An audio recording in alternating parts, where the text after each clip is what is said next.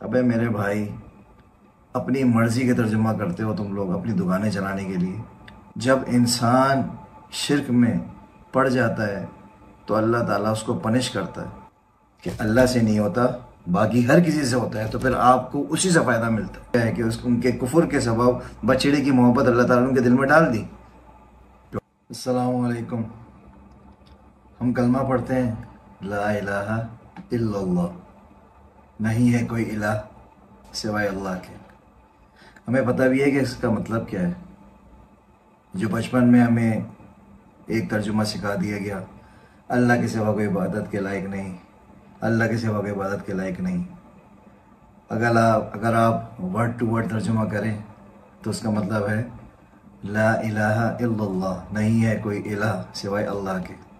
الہ ورڈ کے اندر خالق، مالک، رازق، حاکم کا مطلب چھپا ہے، لیکن ہمارے لوگ، اکثر لوگ ایشین کنٹریز کے اندر اس ورڈ کی اہمیت کو بھول چکے ہیں۔ ہر کوئی بولتا ہوا نظر آئے گا، کلمہ پڑھتا ہوا نظر آئے گا، اللہ کی وحدانیت کے بیان دیتا ہوا نظر آئے گا، لیکن جب عمل کی بات آئے گی تو آپ کو ان کے عمل کے اندر تضاد نظر آئے گا۔ یہی میرا آج کا ٹاپک ہے اور یہ میرے دل کے بہت قریب ہے، کیونکہ یہ ٹاپک میرے اللہ کی وحدانیت کے بارے میں ہے کہ اللہ ایک اکیلا ہے، وہ احد ہے، اس کا کوئی شریک نہیں، لا شریک لک۔ جب ہم پڑھتے ہیں کلمہ لا الہ الا اللہ وحدہ لا شریک لہ، وہ واحد ہے، اس کا کوئی شریک نہیں، لہ الملک و لہ الحمد، تمام جہانوں کا مالک اور اسی کی تمام تعریفیں ہیں۔ میں اکثر دیکھتا ہوں لوگوں کو کہ پہلے تو میں آپ کو قرآن شریف کی ایک آیت کا حوالہ دیتا ہوں۔ وہ میری بیٹی بھی آ گئی۔ ہاں بیٹے، کیا ہوا؟ ہاں چلو بائے بائے، اچھا ٹاٹا۔ پہلے تو میں آپ کو قرآن شریف کی ایک آیت کا حوالہ دیتا ہوں اور اس کے بعد پھر آپ کو آگے سورہ لقمان آیت نمبر 27 میں اللہ تعالیٰ فرماتے ہیں، جس کا مفہوم ہے، اور اگر یوں ہو کہ زمین میں جتنے درخت ہیں سب کے سب قلم ہوں اور سمندر کا تمام پانی سیاہی ہو اور اس کے بعد 7 سمندر اور سیاہی ہو جائیں تو خدا کی باتیں یعنی اس کی صفتیں، اس کی تعریف ختم نہ ہوں، بے شک خدا غالب حکمت والا ہے۔ یہ سورہ لقمان آیت نمبر 27 کا میں نے آپ کو ترجمہ بتایا ہے، ٹھیک ہے؟ یہ ہے ہمارے اللہ کے بارے میں، اللہ کی تعریف کے بارے میں۔ اور آج کل ہمیں میں سے کچھ لوگ یہ والی تعریف اپنے بزرگوں کے لیے کرتے ہیں اور پھر اس کو شرک بھی نہیں مانتے۔ جو ورڈز اللہ تعالیٰ نے اپنی تعریف کے لیے قرآن شریف میں استعمال کیے ہیں، کیا یہ پاسبلٹی ہے؟ آپ کا یا میرا دل مانتا ہے اس بات کو کہ ہم اپنے کسی بزرگ کے، نو ڈاؤٹ وہ بزرگ اگر پہنچے ہوئے بھی ہوں، اللہ کے ولی ہوں، جو بھی ہو، ان کی تعظیم میں کوئی کمی نہیں ہے، ان کی عزت ہمارے لیے دل میں موجود ہے، ٹھیک ہے؟ لیکن جو ورڈز میرے رب نے اپنی تعریف کے لیے استعمال کیے ہیں، کیا کوئی شخص اپنے جو بھی ان کے پیر ہوتے ہیں یا جن کو وہ فالو کرتے ہیں ان کی تعریف کے لیے استعمال کرنا صحیح ہے یا نہیں؟ یہ شرک ہے۔ جنت میں جانے کے لیے آپ کی توحید پکی ہونی چاہیے۔ میں آپ کو یہ ورڈز دے رہا ہوں، جنت میں انٹری کے لیے توحید پکی ہونی چاہیے میرے دوستوں۔ کوئی پیر صاحب بچانے نہیں آئیں گے۔ ہو سکتا ہے پیر صاحب آپ کے اگینسٹ ہی کھڑے ہوئے ہوں کہ میں نے تو نہیں کہا تھا تمہیں یہ کرنے کے لیے، میں تو خود پوری زندگی اللہ تعالیٰ کی توحید بیان کرتے ہوئے گزر گئی، میری لوگوں کو اسلام کی طرف لاتے ہوئے گزر گئی، اور میرے جاتے ہی تم نے مجھے جو ہے وہ اللہ تعالیٰ کا نعوذ باللہ درجہ دے دیا۔ کیا ہمارے مسئلے تو فلانے نے حل کرائے ہیں، ہمیں تو فلانے نے ٹھیک کیا ہے، ہمیں تو ہمارا تو روٹی پانی فلانے کی وجہ سے چل رہا ہے؟ تو جیسے میں نے عرض کیا، توحید از دی انٹری ٹکٹ ٹو انٹر جنت۔ ہمیں اپنے عقیدے ٹھیک کرنے ہوں گے۔ کوئی دوا، کوئی ڈاکٹر، کوئی نیم حکیم آپ کو فائدہ نہیں پہنچا سکتا جب تک اللہ کی مرضی نہ ہو۔ تو اپنے الفاظ کو بھی ٹھیک کرنا پڑے گا ہمیں۔ مجھے اس دوا سے فائدہ ہوتا ہے، مجھے اس ڈاکٹر سے فائدہ ہوتا ہے، ہمیں پتہ نہیں ہوتا، اور ہم چھپے ورڈز کے اندر ہی اللہ سے شرک کر رہے ہوتے ہیں۔ شفا صرف اللہ کے ہاتھ میں ہے، خیر اللہ کی طرف سے آتی ہے۔ جو نقصان، جو پریشانیاں ہمارے پاس آتی ہیں وہ ہمارے اعمال کی وجہ سے آتی ہیں، وہ بھی اس لیے کہ ہمارے اعمال دھل جائیں اور آخرت میں اللہ تعالیٰ ہمیں جو ہے عذاب سے بچا لے۔ ایک جگہ اور میں نے دیکھا ایک صاحب جو ہے وہ قرآن شریف کا اپنی مرضی سے نعوذ باللہ ترجمہ کر رہے تھے اور ٹونٹ کر رہے تھے ان لوگوں پہ جو غیر اللہ سے نہیں مانتے۔ تو وہ صاحب فرما رہے تھے کہ لوگ کہتے ہیں کہ غیر اللہ سے نہیں مانگنا چاہیے، اللہ تعالیٰ تو قرآن شریف میں فرماتا ہے، میں نعوذ باللہ ایڈ کر رہا ہوں، انہوں نے تو نہیں کیا، اللہ تعالیٰ قرآن شریف میں فرماتا ہے کہ نماز سے اور صبر سے مدد لو۔ تو نماز اور صبر کیا اللہ ہیں؟ ابے میرے بھائی، اپنی مرضی کے ترجمہ کرتے ہو تم لوگ اپنی دکانیں چلانے کے لیے، تاکہ جو ہے تمہاری یہ پیری مریدی جو ہے وہ چلتی رہے اور تم لوگوں کے بعد نوٹ آتے رہے، تم لوگوں کو ذرا سی شرم نہیں آتی، اللہ معاف کرے۔ جب انسان شرک میں پڑ جاتا ہے تو اللہ تعالیٰ اس کو پنش کرتا ہے، اور اس کا جو ایگزامپل ہے وہ میں آپ کو قرآن شریف کی آیت سے جو ہے وہ ویریفائی کر کے دکھا سکتا ہوں۔ سورہ بقرہ آیت نمبر 93، کافی لمبی آیت ہے، لیکن جو سیاق و سباب ہے اس کی جو سمری ہے وہ میں آپ کو بتا دیتا ہوں۔ بسم اللہ الرحمن الرحیم۔ جو کتاب ہم نے تم کو دی اس کو زور سے پکڑو، اور جو تمہیں حکم ہوتا ہے اس کو سنو۔ تو وہ جو تمہارے بڑے تھے کہنے لگے کہ ہم نے سن تو لیا لیکن مانتے نہیں، اور ان کے کفر کے سبب بچھڑے کی محبت ان کے دلوں میں رچ گئی۔ ٹھیک ہے، اے پیغمبر ان سے کہہ دو کہ اگر تم مومن ہو تو تمہارے ایمان تو تم کو بری بات بتاتا ہے۔ تو اگر انسان شرک کی طرف جاتا ہے اور توبہ نہیں کرتا اور اس پہ اڑ جاتا ہے اور اس کو لگتا ہی نہیں ہے کہ شرک ہے، تو اللہ تعالیٰ اس کو اسی کے اندر دھسا دیتے ہیں، اس کی محبت اس کے دل میں ڈال دیتے ہیں کہ اللہ سے نہیں ہوتا، باقی ہر کسی سے ہوتا ہے، تو پھر آپ کو اسی سے فائدہ ملتا ہے۔ اللہ اس کے ذریعے سے آپ کو دکھاتے ہیں، فائدہ اللہ دے رہے ہوتے ہیں، لیکن آپ کی آنکھیں نہیں دیکھ پاتی۔ میں آپ کو بتا رہا ہوں، یہ بڑے وثوق سے بتا رہا ہوں کیونکہ میں نے لائیو ایگزامپل دیکھے میں اس کے، کہ لوگ ٹرسٹ نہیں کرتے اللہ پہ، ان کا ایمان نہیں ہوتا، وہ آگے پیچھے ادھر ادھر منہ مارتے رہتے ہیں، اور اللہ پھر ان کے ذریعے سے ان کے کام نکلواتا ہے، اور ان کا یہاں پر جا کے عقیدہ خراب ہو جاتا ہے، کیونکہ اللہ تعالیٰ قرآن شریف میں فرما رہے ہیں قرآن از 1000% ایکوریٹ اینڈ ٹرو۔ تو لہٰذا قرآن میں اگر ایک چیز آ گئی کہ ان کے کفر کے سبب بچڑا ان کے دلوں میں رچ گیا، اس کا مطلب کیا ہے کہ ان کے کفر کے سبب بچڑے کی محبت اللہ تعالیٰ نے ان کے دل میں ڈال دی، تو اللہ کے پاس تو سارا کنٹرول ہے۔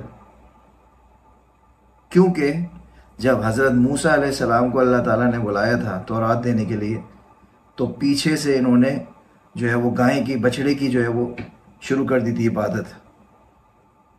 تو جب عبادت شروع کر دی، انہوں نے شرک شروع کر دیا، اللہ تعالیٰ نے ان کے دل میں بچڑے کی محبت ڈال دی۔ آج ہمارے لوگ یہی کر رہے ہیں، اللہ کو چھوڑ کے ہر کسی کے پیچھے، ہر کسی کے سامنے جھکتے ہیں، باقاعدہ سجدہ کرتے ہیں، باقاعدہ پاؤں چومتے ہیں۔ ایک صاحب تو چپل مار رہے تھے اپنے مریدوں کے منہ پہ، اور محبت سے چپلیں کھا رہے تھے۔ میرا ان کی یہ سزا ہے اللہ کی طرف سے کہ چپلیں کھاتے رہو گے قیامت تک۔ ان کے لیے تو اس کے اندر بہت تعظیم اور بہت کوئی برکت والی چیز ہے، لیکن اگر کوئی نارمل انسان جو اللہ کی وحدانیت کے اوپر یقین رکھتا ہو، اس کے لیے تو پھر یہ ہنسنے والی بات ہوئی نا کہ چپلیں کھا رہے ہو منہ کے اوپر پیر صاحب کی۔ کھاتے رہو چپلیں، اللہ تمہارے دل میں اس چپل کی محبت ڈال دے گا کہ میرے پیر کی چپل ہے یہ، چاٹتے رہو چپل کو بیٹھ کے۔ مسلمان ہونے کی جو مین بنیاد ہے وہ لا الہ الا اللہ ہے۔ اگر آپ کی بنیاد ہی اسٹرانگ نہیں ہے تو پھر آپ اپنے آپ کو مسلمان کہیں یا کوئی اور کہیں، آپ کی دل اس بات کی گواہی خود ہی دے گا کہ آپ غلطی پر ہیں۔ لیکن ایک وقت آتا ہے کہ انسان اپنی فطرت کو مسخ کر لیتا ہے. وہ کیا کرتا ہے؟ اللہ تعالیٰ کر دیتا ہے، کیونکہ وہ راہ پہ آنا ہی نہیں چاہتا. اللہ تعالیٰ اتنے سارے مواقع دیتے ہیں کہ انسان بن جاؤ، راستے پہ آ جاؤ، شرک کو چھوڑ دو. کسی نہ کسی پریشانی میں ڈال کے، کسی نہ کسی امتحان میں ڈال کے، کسی بھی طرح سے اللہ تعالیٰ آپ کو میسج پہنچا دیتے ہیں. لیکن اگر انسان کو وہ نظر ہی نہیں آ رہا ہوتا، جو چیزیں ہمارے پیارے نبی صلی اللہ علیہ وسلم کی حدیث کے ذریعے سے ثابت نہیں ہیں، جو چیزیں قرآن شریف سے ثابت نہیں ہیں، وہ ہم کرتے ہیں تو وہ کہلاتی ہیں بدعت. اور بدعت انسان ہمارے مذہب میں الاؤڈ نہیں ہے.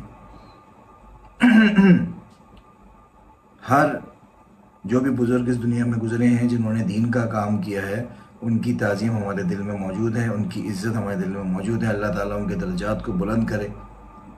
لیکن ان کے بعد آنے والوں نے سارا کام بگاڑا ہے، خراب کیا ہے. سارا کام توحید کو خراب کیا ہے، شرک کرنا سٹارٹ کیا ہے. نئی نئی جو ہے وہ جدتیں لے کر آئیں. یہ کوئی ماڈرن ٹیکنیکس ہیں جس کے اندر ہم جدت لے کر آ گئے؟ یہ کوئی ٹیکنالوجی ہے اسلام جس کے اندر آپ نئی نئی جدت لے کر آ گئے؟ مشرکین مکہ کیا کہتے تھے؟ جو بت پرستی کرتے تھے وہ کیا کہتے تھے؟ وہ یہ نہیں کہتے تھے کہ یہ ہمارے رب ہے. وہ یہ کہتے تھے کہ یہ مقدس ہستیاں ہیں جو ہمیں اللہ تعالیٰ سے قریب کرتی ہیں. کچھ سنا سنا سے نہیں لگ رہا آپ کو؟ جو مشرکین مکہ 1400 سال پہلے پیارے نبی صلی اللہ علیہ وسلم کے آنے سے پہلے یا پھر آنے کے بعد جو کرتے تھے کام، وہ آج ہمارے لوگ کر رہے ہیں کہ یہ ہمیں اللہ سے قریب کرتے ہیں، یہ ہماری شفاعت کرائیں گے، یہ ہمارے گناہ دھلوائیں گے. کسی کی ہمت نہیں ہے گناہ دھلوانے کی. ہمیں یہ سوچنا چاہیے، ہمیں یہ سمجھنا چاہیے کہ اللہ واحد اکیلا ہے. اس کی شان یہ ہے کہ وہ اکیلا ہے. اس کی شان یہ ہے کہ اس کی عبادت اکیلے کی جائے. اس کی شان یہی ہے کہ اس سے ڈائریکٹ مانگا جائے. میری ویڈیو کا اصل لب لباب یہی ہے. قرآن نے ہمیں ہر طریقہ بتا دیا. قرآن نے ہمیں ہر سچویشن کے بارے میں، ایکسٹریم سچویشن کے بارے میں بھی، اور ہر طریقے کی سچویشنز کے بارے میں اللہ تعالیٰ نے ہمیں قرآن شریف کے اندر ہر چیز جو ہے وہ بتا دی. حدیث شریف کا اگر آپ مطالعہ کریں تو اس میں آپ کو ہر سچویشن سے لے کے، بچہ پیدا ہونے سے لے کے اور مرنے تک کی ہر سچویشن کے بارے میں اس کا حل موجود ہے. تو ہمیں کیا پڑی ہوئی ہے بھائی کہ بیچ میں کسی آپریٹر کے ذریعے سے ہم کال ملائیں؟ اب تو لیٹسٹ ٹیکنالوجی آ چکی ہے. اب تو موبائل فون آپ ڈائریکٹ کال ملاتے ہیں، پوری دنیا میں کہیں بھی کال کرتا سکتے ہیں. لیکن اللہ سے کنیکٹ کرنے کے لیے آپ کو بیچ میں کوئی بندہ چاہیے، اور وہ بھی وہ بندہ جو خود جا چکا ہے اس دنیا سے. اگر ہماری توحید اللہ نہ کرے خراب ہوگی تو ساری عبادات سب کچھ ملیہ میٹ ہو جائے گا. تو لہٰذا ہمیں یہ چاہیے کہ ساری سبمیشن صرف ایک اکیلے اللہ کے لیے ہو. تمام تر جو بھی ہماری عبادات ہیں، تمام تر جو بھی ہمارے فوائد ہیں یا جو بھی نقصان ہیں، وہ اس کی سبمیشن صرف اللہ کے لیے ہونی چاہیے. کہ اگر ہم پریشانی میں آ گئے تو اس پریشانی سے کوئی نہیں نکال سکتا سوائے اللہ کے. اگر ہمارے اوپر کوئی کرم، کوئی فضل، کوئی عنایت ہوئی ہے تو وہ صرف اللہ کی طرف سے ہوئی ہے. اولاد کون دیتا ہے؟ اللہ دیتا ہے. مال کون دیتا ہے؟ اللہ دیتا ہے. عزت کون دیتا ہے؟ اللہ دیتا ہے. زندگی کون دیتا ہے؟ اللہ دیتا ہے. موت کون دیتا ہے؟ اللہ دیتا ہے. اگر کبھی کوئی ایکسیڈنٹ سے بچتا ہے تو وہ کسی پیر فقیر کی وجہ سے نہیں بلکہ اللہ کی حفاظت کی وجہ سے بچتا ہے. اللہ نے ہمیں، پیارے نبی صلی اللہ علیہ وسلم نے ہمیں دعا سکھائی ہے، صبح 3 دفعہ، شام میں 3 دفعہ. بسم اللہ الذی لا یضر مع اسمہ شیء فی الارض ولا فی السماء وہو السمیع العلیم. کوئی چیز نقصان نہیں پہنچاتی، کوئی چیز نقصان نہیں پہنچاتی. یہ کس نے بتائی ہے؟ اللہ نے بتائی ہے. پیارے حبیب صلی اللہ علیہ وسلم کے ذریعے سے، تاکہ ہم اپنی اللہ کی حفاظت میں رہیں۔ اعوذ بکلمات اللہ التامات من شر ما خلق، یہ کس نے سکھائی ہے ہمیں؟ پیارے حبیب صلی اللہ علیہ وسلم نے سکھائی ہے۔ ان کو کس نے بتائی ہے؟ اللہ نے بتائی۔ تو میرے بھائیوں، میرے دوستوں، اس وقت بہت ہی الارمنگ سچویشن ہے۔ ہم جس دور سے گزر رہے ہیں یہ فتنے کا دور ہے۔ آپ ایک پتھر اٹھائیں، اس میں سے لاکھوں فتنے آپ کو نکلتے نظر آتے ہیں۔ اللہ تعالیٰ ہم سب کو فتنوں سے بچائے۔ یہ ایک بہت بڑا فتنہ ہے، لہٰذا اپنی توحید کو ٹھیک کیجیے۔ پچھلی زندگی میں اگر آپ اس طرح کے کام کر چکے ہیں تو اس سے اللہ سے پکی سچی توبہ کیجیے، اور آئندہ اس بات سے اللہ تعالیٰ سے عہد کیجیے کہ میں اب آپ کے ساتھ کسی کو شریک نہیں کروں گا۔ میرے سارے کام بنانے والے آپ ہیں۔ آپ اگر چاہیں گے تو پوری دنیا مجھے نقصان پہنچانا چاہے تو نہیں پہنچا سکتی جب تک آپ نہیں چاہتے، اور آپ جب تک مجھے فائدہ پہنچانا چاہتے ہیں، اور اگر پوری دنیا مجھے نقصان پہنچانا چاہتی تو وہ فائدہ مجھ تک پہنچ کے رہے گا۔ لہٰذا اللہ تعالیٰ آپ کی اور میری، ہم سب کی توحید کی حفاظت فرمائے، ہمارے نیک اعمال کی حفاظت فرمائے، اور ہمیں استقامت عطا فرمائے۔ اپنا بہت خیال رکھیے گا اور مجھے دعا میں یاد رکھیے گا۔ اللہ حافظ۔